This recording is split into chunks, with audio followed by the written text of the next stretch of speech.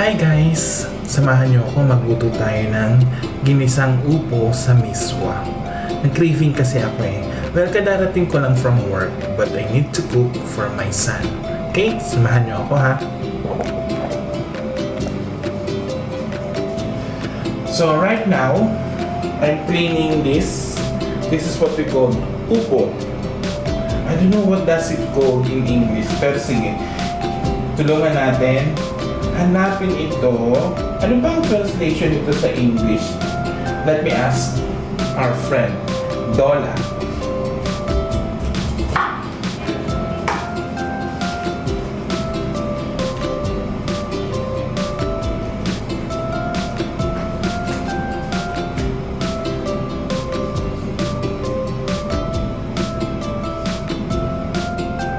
So ito.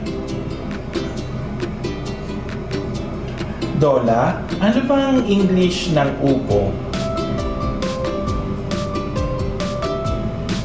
Easy lang yan. And upo as the Tagalog may dalawang pangunahing kahulugan sa English.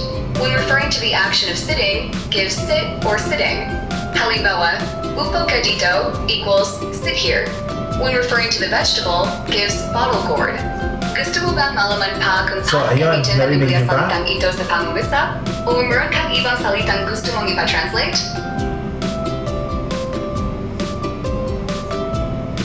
So ang English ng upo ay bottle gourd. Okay? So meron na naman tayong bagong natututunan. So ganun ang paggamit ng AI. So ang AI ay pwede natin gamitin para makatulong sa atin sa pang-araw-araw. Hindi natin ito gagamitin para mandaya. So yan, tinatanggalan ko ng buto yung bottle gourd. Yan, kasi family ito ng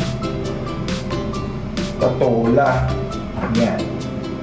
So itong buto, mamaya, itatapon ko dun sa aking backyard para tumubo siya. And kapag tumubo, so maganda, hindi na tayo bibili ng upo. Ang mahal ng gulay, grabe. Kung alam nyo lang. Kaya sa mga nagtitipid dyan, ito, pwede na ito. Simpleng ulam. Ayan. Ito lang kasi yung mga kinakain na gulay ng anak ko. Hindi siya talaga kumakain ng gulay. Ang kinakain lang niya, it's either upo or ito.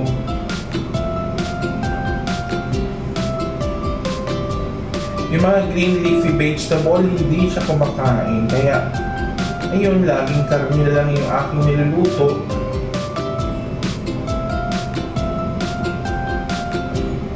Bataan ngayon, ang hirap pakainin ng gulay. Pero alam niyo ba nung ako'y bata pa? Kahit anong ituin ng nanay ko, kahit na anong ihain niya sa aming lamesa, kinakain naman namin, hindi kami pihikan. Ewan ko, ganun ata talaga. Iba-ibang generation. So right now, sinachop ko na yung big bottle gourd.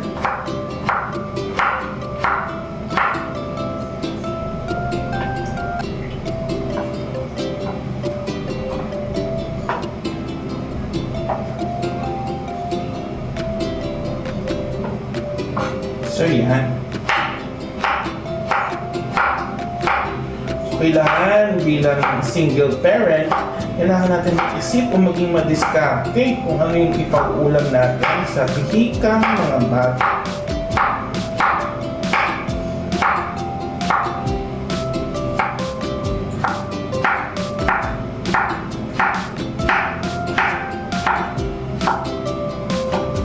So ang isasahog ko dito ay yung natira kong siomay kahapon. So yun ang ulam namin kahapon, siomay. So may natira akong siomay, yun ang gagawin ko niyang karne.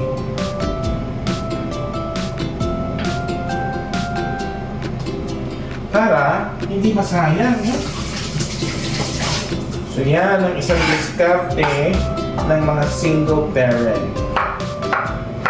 Pag may matirang ulam, kailangan natin siyang pag-isipan kung ano ba ang pwede natin lutuin sa natirang gulay or ulam.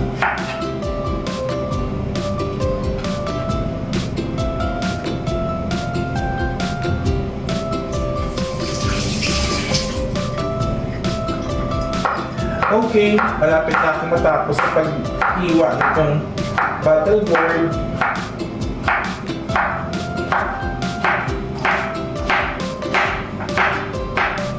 Ayan, tapos na.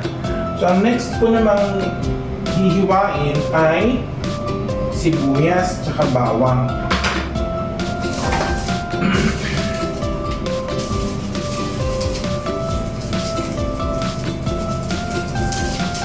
So ito, sibuyas, since maliit lang siya, dalawin natin.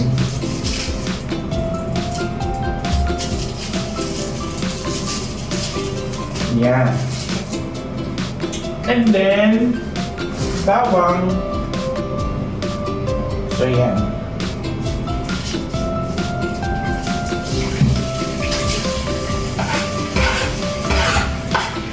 Alam nyo guys, nag-enjoy ako magluto. Sa araw-araw, ito lang siguro yung hindi ko kinatatamaran gawin. Huwag nyo na akong paglinisin ng bahay, paglabahin, pero maasahan nyo ako magluto, maghugas ng plato, at saka kumain. Diba? So yun. Kaya ako, ang labandera ko ay yung pamangkin ko. Siya naglalaban ng damit namin.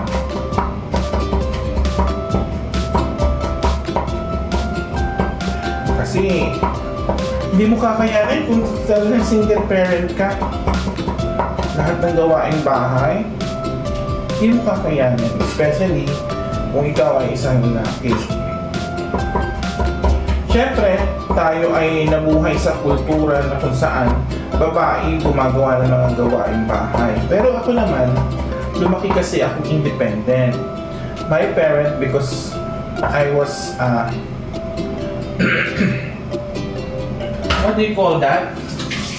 Namatay kasi yung tatay ko. Bata pa ako, grade 2, grade 3. Natatandaan ko, grade 3. Namatay siya. So, lumaki ako sa feeling ng aking nanay na kung saan tinirain niya ako maging independent. Nagluluto ng ulam, pamamalengke, yun. Yun ang karaniwang banding namin ng aking nanay. Sinasama niya ako sa pamamalengke. Kaya habang lumalaki, naiintindihan ko yung buhay namin kung gaano kahirap. And yun yung naging paraan kung bakit ako nagpursige sa buhay. Alam niyo ba, elementary pa lang ako, nag-iipon na ako. Hindi ako palaasa. Yung pag may project sa school, hindi ka ng pambayad sa project, hindi. Iniipon ko from my baon. Para hindi na makadagdag ng alalahanin sa aking magulang. Kasi nga naman, single parent din ang magulang ko. Ang baon namin noon ay 2 piso lang. Eh kasi ang pamasahe noon, 50 centavos lang. Ang elementary ako. Hanggang sa umabot ng high school, naging 7 pesos. Yan. Hindi na nga dapat ako magkukulehiyo eh. Kaso pinilit ko lang ang nanay ko. Kasi nga, ayaw ko namang matulad dun sa mga kapatid ko. Hindi nakapagtapos ng kulehiyo. Although, nag-test the skills sila, test the skills training. Pero kasi mataas ang pangarap ko. Gusto ko maging doktor. Pero since hindi kaya ng nanay ko, pag-aralin ako sa ganong kurso. Kasi ang mahal. Libro pa lang, libo na. O, paano pa yung tuition fee? Kaya naman, nag-decide ako magpatuloy ng pag-aaral. Pero, computer course. Kasi nung panahon ngayon, noon, nag-boom yung computer. Kasi nga, nag-develop ang bawat opisina, nagiging digital ang mga bagay-bagay. Kaya naman, sabi ko, ito na lang computer course ang aking kukunin para at least mas madali ako makahanap ng trabaho. And luckily, after graduating ng college, hindi naman ako natambay, trabaho kaagad.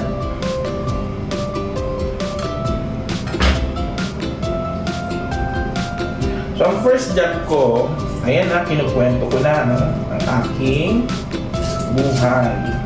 Para naman makarelate kayo, hindi kayo maboring habang ako'y nagluluto or nag-aasikaso, naggagayat ng aking sasahog sa ginisang upo with miswa.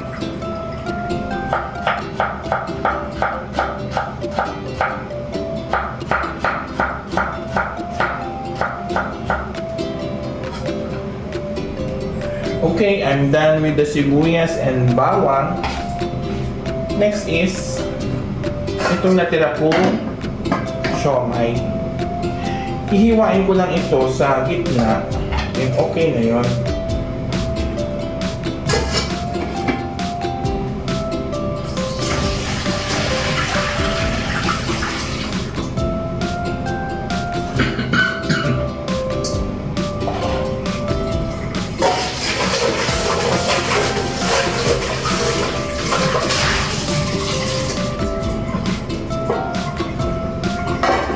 Ayan. So, hiwain lang natin.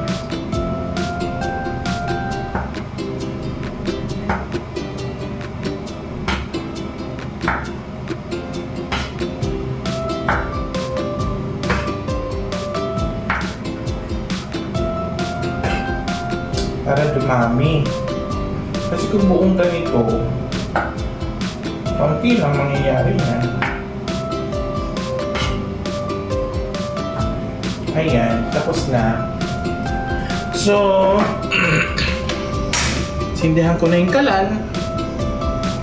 And then I'm going to put oil. So, nagre-recycle din ako ng oil. Ito pinagprituhan ng kikiam kahapon kasi kikiam ang inulam ko kahapon. So, lagay lang tayo ng oil.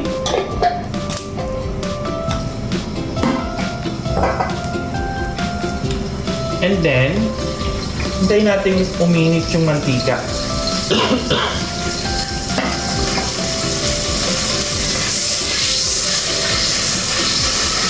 So, ayan. Lalagay ko na yung bawang. Ipapakita ko sa inyo.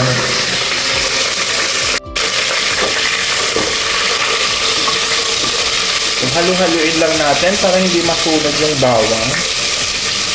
Then next to that, so ilagay ko na yung sibuyas.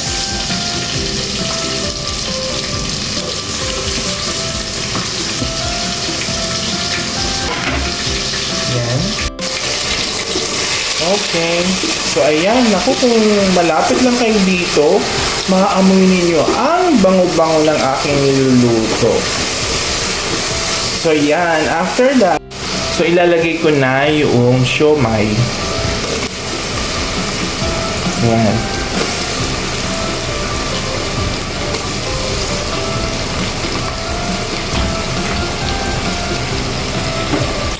Then, i-fried lang natin ang bahagya.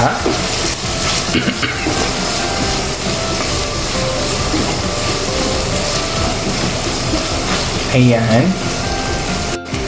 Okay, so since pork siomai yung nilagay natin, dadagdagan ko siya ng pork cubes. 2 piraso lang. Then, haluin ulit natin. Ayan. Next, ilagay na natin yung battle gourd or yung upo. So, ayan, hinalo-halo ko lang siya para hindi manikit yung ating siomai sa ating kaldero. So, after that, so tatakpan ko lang siya para lumabas yung katas ng ating battle gourd. Okay, so nag-stir na siya. Pwede na natin lagyan siya ng tubig. Ayan. And then, hayaan natin siyang kumulo. So, takpan ko lang ulit. Okay, so habang hinihintay natin kumulo yung ating ginisang upo with mishwa, atin namang liligpitin yung ating kalat.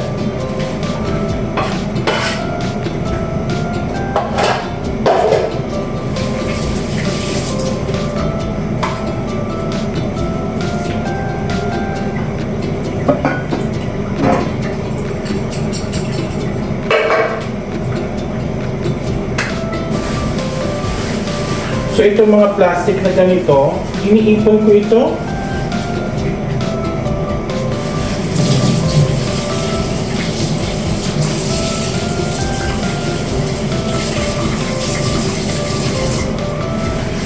Yan.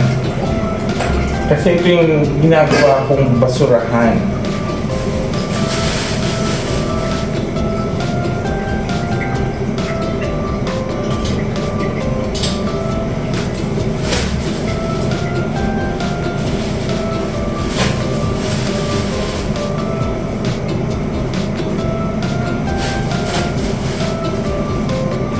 So since dumating na kayo sa video ito, comment nyo naman kung kumakain din ba kayo ng ginisang upo with mishwa.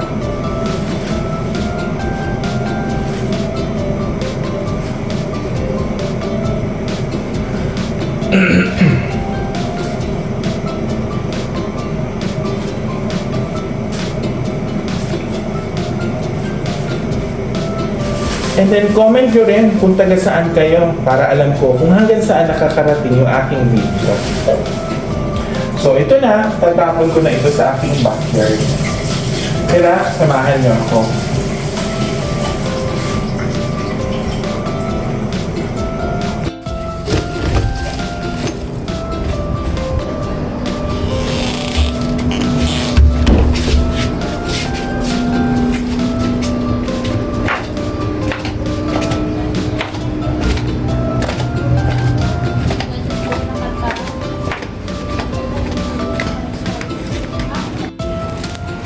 Ayan, so nandito na ako sa aking backyard. So dito ko na lang siya itatapon. Yan. Okay. So tingnan niyo yung aking mangga. Ang dami niyang bulaklak. Tapos yung papaya ko. Ayan oh, nakakatuwa. Ang dami niyang bunga. Diba? Yung mangga kasi seasons na siya ngayon. Ayan oh, may maliit na bunga. Ayan oh, ang dami. So hinihintay ko siyang lumaki. And then, papuputol ko na itong mangga kasi nga gusto ko siyang i-develop itong lote ko. Okay guys, balik na ako dun sa bahay ko.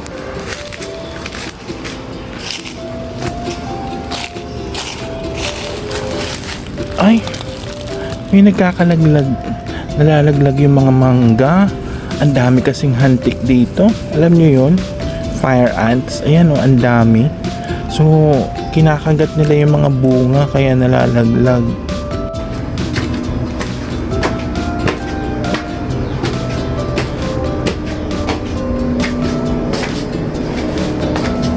Maghuhugas naman tayo ng mga plato.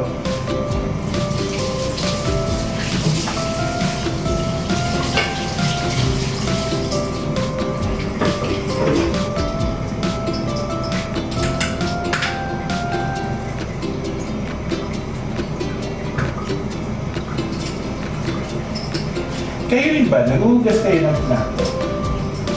Oo, dapat matutunin kayo maghugas ng plato. Huwag natin iaasa sa ating mga nanay o sa ating mga asawa. Kasi ito ay mga simpleng trabahong bahay lamang. Kayang-kaya natin ito.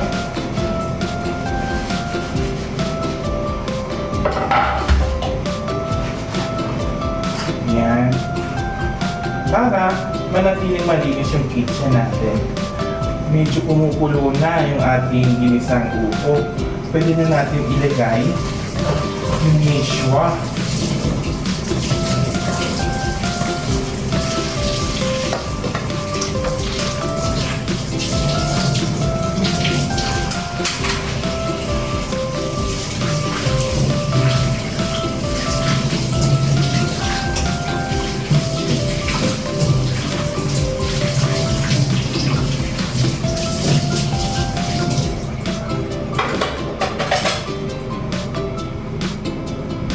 So ito, kumukulo na siya. Yan o. Diba? Pwede na natin ilagay yung miswa. So ito yung miswa na ilalagay natin. So bubuksan ko lang. And then, pwede na natin ilagay dito.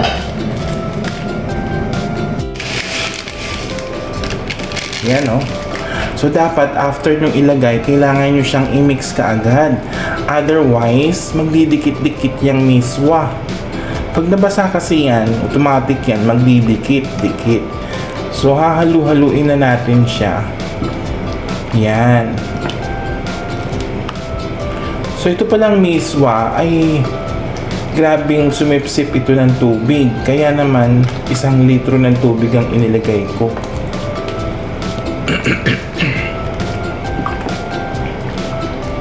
O, diba? Bilis niya, ang bilis maluto ng miswa. O. So, hindi pa yan luto, sisip-sip pa yan pa ng tubig. So, tikman nga natin kung kailangan natin lagyan pa ng, timplahan pa ng asin or patis.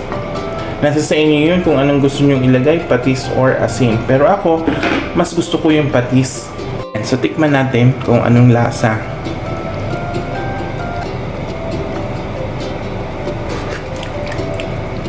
Kulang ng alat. So, lalagyan ko siya ng patis. So, tansya-tansya na lang, ano. And then, haluin natin.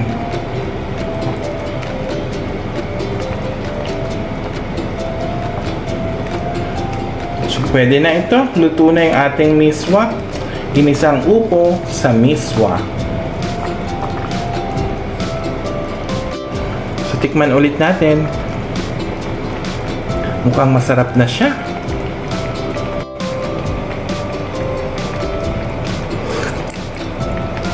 Very good. Tasty. So, tuloy ko lang yung pagliligpit ko ng plato.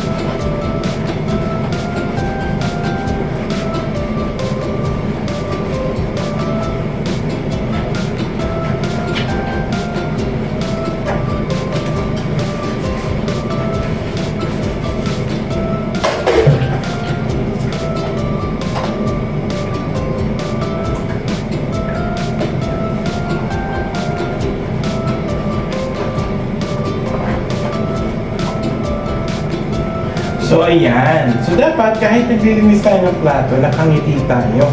Diba? Feeling inspired.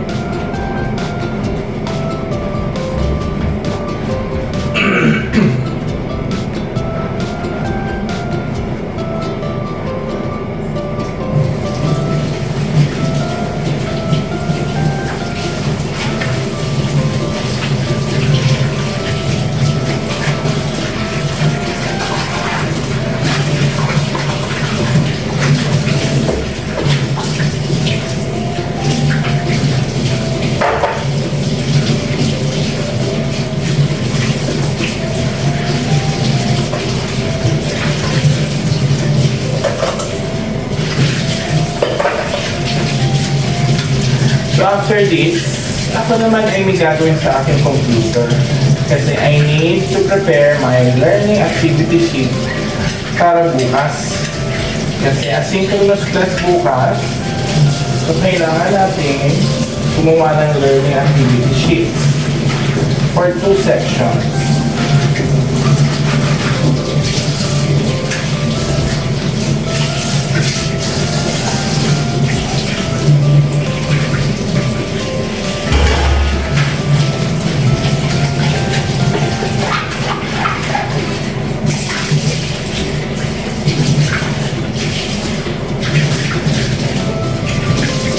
Okay, I'm done.